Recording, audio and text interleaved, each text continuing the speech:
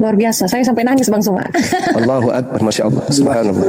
Kalau memang Nabi Isa Al-Masih itu bukan Tuhan, mengapa ketika hari penghakiman di akhir zaman itu, mengapa di dalam Al-Quran ditugaskan Nabi Isa, bukan Muhammad yang mereka junjung sebagai Rasulullah? Mengapa Nabi Isa yang ditugaskan untuk datang menghakimi seperti itu? Nah, itulah yang menjadi pegangan kekuatan bagi saudara-saudara Kristen bahwa di akhir zaman itu Tuhan saya sendiri yang datang untuk mengatakan bahwa inilah aku, jalan keselamatan, seperti itu. Dan di Muslim sendiri, di Al-Quran sendiri menyaksikan itu. Apakah itu benar atau gimana Bang? Iya, baik. Kenapa Nabi Isa yang turun? Alasannya karena ada tugas yang harus dia selesaikan. Apa tugas itu? Menghakimi. Ketika dia datang sebagai hakim, berarti ada yang terdakwa. Siapa yang terdakwa ini? Mereka yang telah mempermalukan Nabi Isa di hadapan pencipta. Makanya dalam Al-Quran itu beliau ditanyai, wa isqalallahu ya Isa bin Maryam anta qulta linnas, wahai engkau Isa, hambaku ciptaanku yang kuciptakan tanpa ayah, apakah engkau yang mengajarkan orang-orang tersebut mempertuhankan, menjadikan engkau sebagai Tuhan selain daripada aku? Apa kata Nabi Isa? Qala subhanaka ma yakunu li an aqula ma laysa li bihaqq. Maha suci engkau wahai Tuhanku, tidaklah patut aku berkata sesuatu yang bukan hakku untuk aku katakan. Jika aku mengatakan itu, pasti engkau mengetahui. Ma qultu lahum illa ma amartani bi an ya'budullah rabbi wa rabbakum. Aku hanya berkata, mengajarkan kepada mereka, sembahlah Allah Tuhanku dan Tuhanmu. Sehingga Al-Quran mengatakan, idza husyiran nasu, apabila nanti manusia dikumpulkan, dihimpunkan, apa yang mereka sembah selain daripada Allah akan menjadi musuh bagi mereka. Artinya Yesus itu adalah manusia yang disembah oleh manusia selain daripada Allah. Apakah Yesus akan memusuhi Kristen? Matius 7 22 23. Ternyata betul, Yesus memusuhi orang Kristen. Lalu kemudian di dalam Al-Quran ayat yang sama, dan pemujaan-pemujaan yang mereka lakukan ketika hidup di dunia akan diingkari. Apakah Yesus mengingkari penyembahan Kristen? Ternyata Matius 7 nomor 22 sampai 23. Betul, mereka yang memanggil Yesus Tuhan, memuji Yesus, bernubuat, mengusir setan, bermujizat, ternyata ditolak oleh Yesus. Apa kata Yesus? Enyahlah daripadaku, kalian semua adalah pembuat kejahatan. Itu yang kedua, yang pertama. Yang kedua, Nabi Isa turun ke atas muka bumi ini untuk apa? Wa im min ahlil kitab illa la yu'minanna bihi qablal mauti wa yaumal qiyamati yakunu alaihim syahida. Itu kata Al-Quran.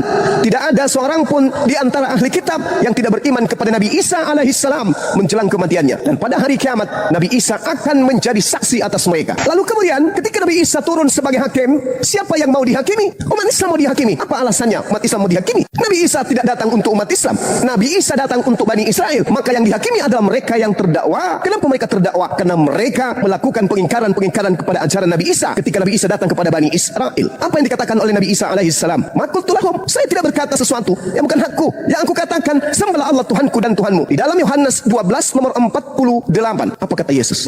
Barang siapa yang menolak aku dan tidak menerima firmanku, dia sudah ada hakimnya, yaitu firman yang telah aku katakan kepada mereka. Firman itulah kelak yang akan menjadi hakimnya di akhir zaman. Anda Yesus memerintahkan manusia beribadah pada hari Minggu? Tak ada. Anda Yesus memerintahkan kemudian menyembah dirinya? Ada. Anda Yesus mengajarkan makan babi? Tak ada. Anda Yesus mengajarkan untuk merasulkan Paulus? Tak ada. Anda Yesus mengajarkan untuk ke gereja? Tak ada. Anda Yesus mengajarkan untuk tidak bersunat? Tak ada.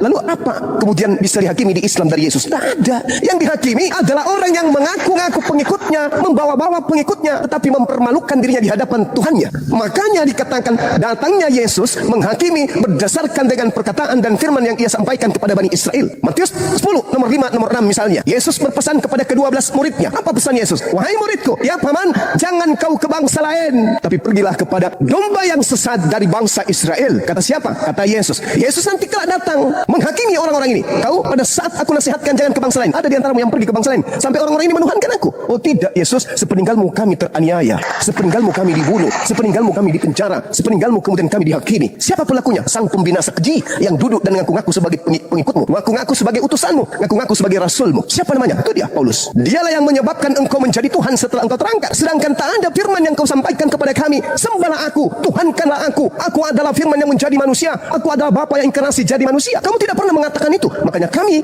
tidak pernah menuhankan dirimu. Hanya mereka, golongan orang-orang yang dari barat yang kemudian mempertuhankan dirimu. Inilah Nabi Isa datang. Ngapain Nabi Muhammad datang? Untuk apa? Lo umatnya menerimanya sebagai rasul, umatnya menerimanya sebagai nabi. Tak ada kemudian kewajiban untuk beliau datang. Sedangkan Nabi Isa diangkat ke langit, turun ke bumi untuk mempermalukan orang-orang yang telah mempertuhankan dirinya dengan mengatasnamakan Yesus. Ini yang terjadi dan itu dibenarkan oleh Bible. Yesus berkata, aku tidak berkata-kata dari diriku sendiri. Apa yang kau dengar dari aku, itu bukan dari aku, tapi dari Dia yang telah mengutus aku. Yohanes 14 nomor 27. Adakah Yesus mengajarkan Tuhankanlah aku? Jadilah kalian Kristen. Makanya Yesus selalu mengatakan, waspadalah, waspadalah, waspadalah. Kepada siapa? Kepada orang Farisi. Paulus mengaku orang Farisi. Filipi 3 nomor 5. Roma. Aku orang Farisi.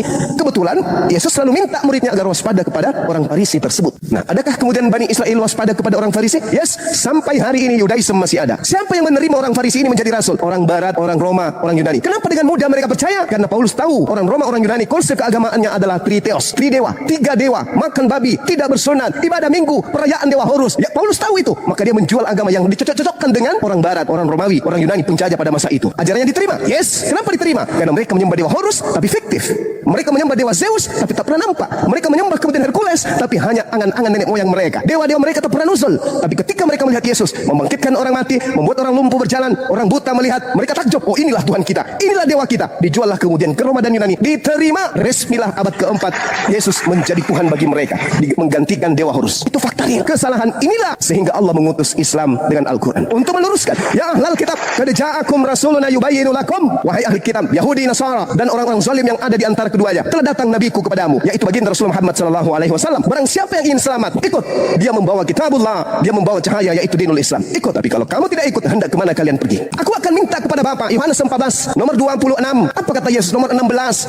Aku akan minta kepada Bapa seorang manusia, penolong lain yang akan mengajarkan, membimbing kepadamu segala sesuatu berkaitan dengan kebenaran, keadilan, pengisapan dunia akan dosa. Masih banyak ingin aku ajarkan kepadamu, tapi kamu belum sanggup untuk menanggungnya. Tapi ketika ia datang, yaitu seorang penolong lain, dia yang akan membimbing kalian kepada setiap kebenaran, keadilan, pengisapan dunia akan dosa. Adalah benar jika aku pergi. Sebab kalau aku tidak pergi, seorang penolong itu tidak akan datang kepadamu. Tetapi kalau aku pergi, dia akan datang. Dia akan tidak berkata-kata dari dirinya, melainkan yang disampaikan adalah apa yang didengarnya. Kemudian dia akan memuliakan aku. Siapa dia? Seorang penolong lain itu. Inilah yang diterangkan dalam Al-Quran. Wa iz qala Isa bin Maryam ya bani Israil inni rasulullahi ilaikum musaddiqan lima baina yadayhi minat Torah wa mubasysyiran bi rasulin ya'ti min ba'di ismuhu Ahmad Muhammad. Ketika Yesus datang, dia hanya untuk Bani Israel. Ketika Nabi Muhammad datang, dia adalah nabi rasul penutup untuk seluruh umat manusia. Makanya saudara Kristen itu kehilangan arah. Loh, kok bisa begitu? Oke, saya buktikan. Wahai saudaraku Kristen, siapa nabimu? Nabi Kristen siapa? Nabi Daud? Bukan. Salomo? Bukan. Musa?